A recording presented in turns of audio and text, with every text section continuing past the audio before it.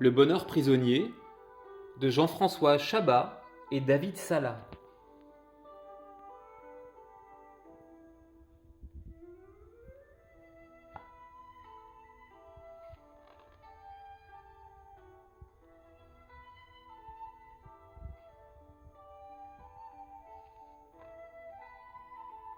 Quand j'étais un très petit garçon, j'ai demandé à mon arrière-grand-mère, en lui montrant la cage minuscule qui pendait au plafond de notre cuisine, « Pourquoi est-ce que nous avons ça ici, Na ?» Mon arrière-grand-mère a levé son doigt, fin et ridé comme une brindille, et elle a dit « Liao, écoute-moi bien. Ceci est la cage du grillon du foyer. Une petite cage d'or. Et le grillon qui est dedans apporte le bonheur à notre maison. Il chante pour nous. Il nous protège. Nous ne sommes pas très riches, mais tu vois, nous lui avons offert une demeure en or. C'est dire s'il est important. » J'ai levé la tête. Le grillon chantait notre bonheur.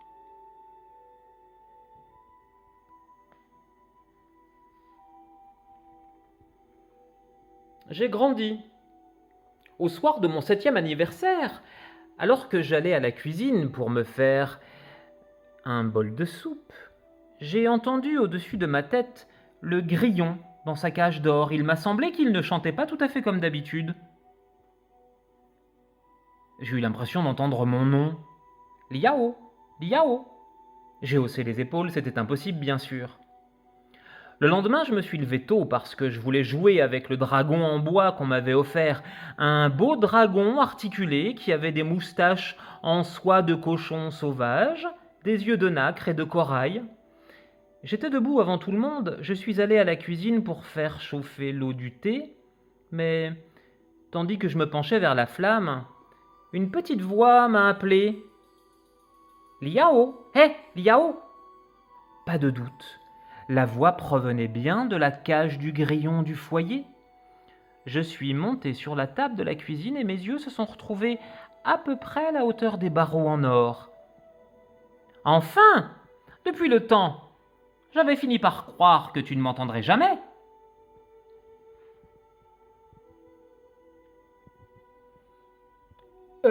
Mais un grillon n'est pas censé parler, si ? Attends, ne dis rien.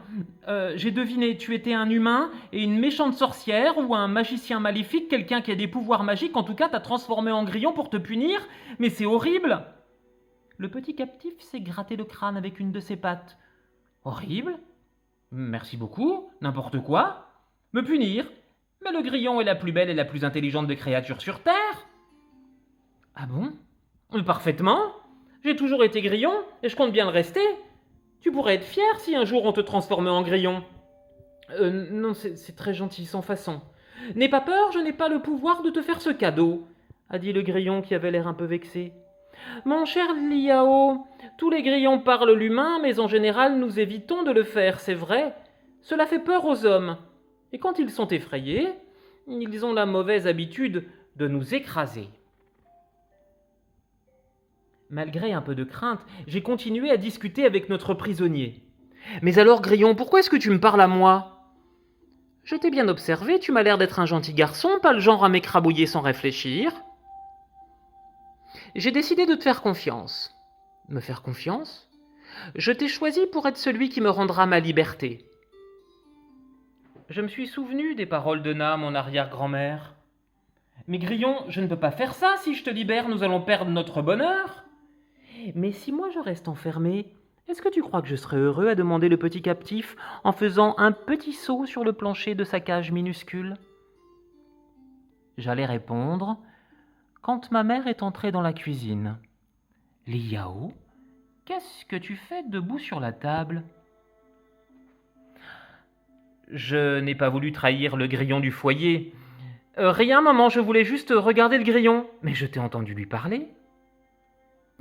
Est-ce que tu crois que cet insecte te comprend ? Tu pourrais aussi discuter avec des limaces ou des araignées. Ah, oui, tu as raison, je suis idiot. C'était un bien lourd secret, mais je n'ai rien dit à personne. Une nuit, pourtant, j'ai ouvert les yeux. Réveillé par cette terrible injustice, comment pouvait-on garder un être prisonnier pour s'assurer une vie paisible. Alors, je suis sorti de mon lit. J'ai gagné la cuisine à pas de loup. Je suis monté sur la table et dans la pénombre, j'ai ouvert la porte de la cage d'or. « Tu es libre, Grillon, ai-je murmuré. Puis je suis retourné dans ma chambre. Le lendemain, j'ai été réveillé par des cris. Je suis sorti de mon lit en me frottant les yeux. Et dans le couloir, j'ai été bousculé par mon père qui se précipitait vers la salle du temple des ancêtres. Une fumée grasse, épaisse s'élevait dans notre maison pour venir ramper au plafond. Ma sœur a surgi et affolée, elle m'a dit « Une bougie a enflammé un bout du tissu du temple, il y a le feu dans toute la pièce !»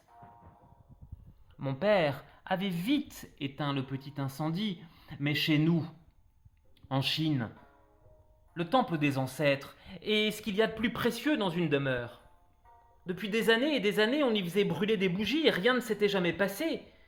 C'est une malédiction, a dit Na. Elle avait l'air triste et effrayée.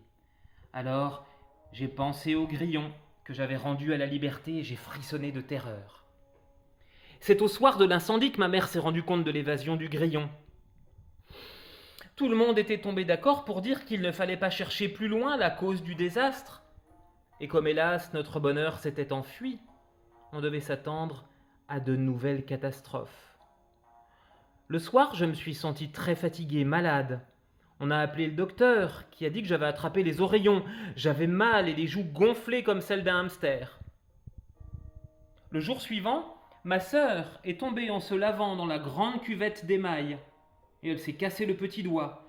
Sur la terrasse, mon père a vu son éventail précieux qu'il tenait de l'oncle du père du cousin de son père s'envoler par la faute d'un coup de vent. Et ma mère a déchiré en marchant dessus la nappe de soie rouge qu'elle avait eue à son mariage. Voilà, c'était entendu. À cause de ma folie, le malheur s'était abattu sur notre maison. Maudit grillon, maudite bête, tu seras notre perte, mais quel idiot j'ai été de te libérer. Ce secret était trop pesant. J'ai fini par en parler à Na, mon arrière-grand-mère. Je croyais qu'elle allait me taper sur la tête avec son ombrelle ou me tirer assez les oreilles pour que je ressemble à un éléphanteau. Elle n'a rien fait de tel. Ne pleurniche pas, Liao, tu as fait ce que tu as fait. En libérant le grillon du foyer, tu as au moins réjoui un prisonnier. Une cage est une cage, même si elle est en or. Maintenant, tu vas te rendre au grand temple et prier Bouddha pour qu'il t'aide à réparer ton acte. Mais j'aurais l'air ridicule avec mes grosses joues. Je savais que j'irais. On ne discute pas les ordres de Na.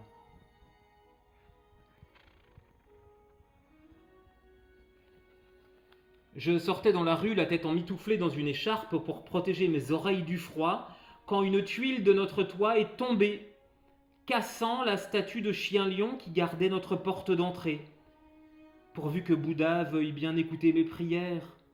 Sa grosse statue dorée trônait en haut des marches du temple. Je ne sais pas si c'est un tour de mon esprit, mais je lui ai trouvé une mine sévère.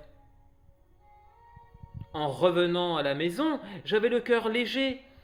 J'avais longtemps parlé à Bouddha. Je lui avais dit que ce n'était pas juste que toute ma famille paye pour la faute d'un seul, moi, le misérable, le stupide petit Liao. Oui, je croyais que le Bouddha m'avait pardonné. Mais quand je suis arrivé devant notre maison et que j'ai vu mon père qui s'agitait avec un serpent lui mordant la fesse, ce qui lui faisait comme une queue, j'ai compris que nos soucis n'étaient pas terminés. « Sale bête !» a dit mon père en se frottant le derrière. Heureusement que ce n'était pas une espèce venimeuse, mais il m'a fait mal, un serpent dans mon fauteuil, et tout cela à cause de ce maudit grillon qui s'est évadé.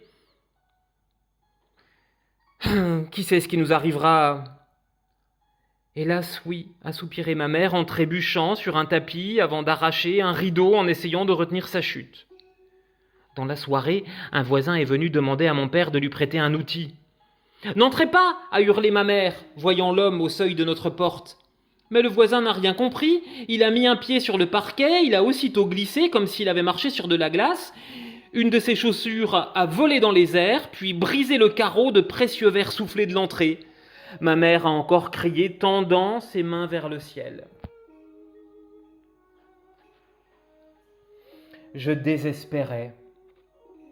Quand j'ai entendu un bruit que je connaissais, un bruit que j'espérais tant, oui, c'était le grillon.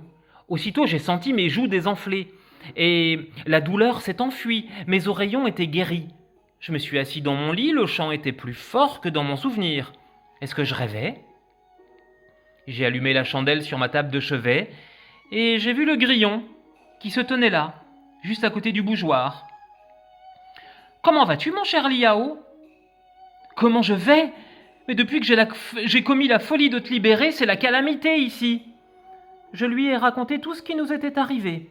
Il s'est gratté la tête de cette façon spéciale qu'il a, puis il s'est écrié « Eh bien, me revoilà. J'ai trouvé que ce n'était pas normal, que tu souffres de ton geste gentil, alors je suis revenu. Et je ne suis pas revenu seul. Xia, mon épouse, veux-tu bien te montrer à Liao ?» J'avais maintenant 2 grillons sur ma table de chevet. « Liao, je te présente Xia, nous nous sommes mariés hier. » Je me suis trémoussé dans mon lit. « Tu dois retourner dans ta cage. »« Ah non, Liao, je ne retournerai pas dans la cage. »« Mais alors, pourquoi es-tu revenu ? Pour me narguer ?»« Pour te rendre le bonheur, a dit le grillon, pour que toi et ta famille en ayez encore plus, car désormais il y aura 2 grillons au foyer. Nous nous cacherons sous le parquet, ou bien au fond des placards, ou sur une poutre du plafond. Pas besoin de cage, et nous aurons des enfants, a dit la grillonne. Bien sûr, mon épouse, et tout le monde sera libre. Quelle idée de vouloir garder le bonheur prisonnier.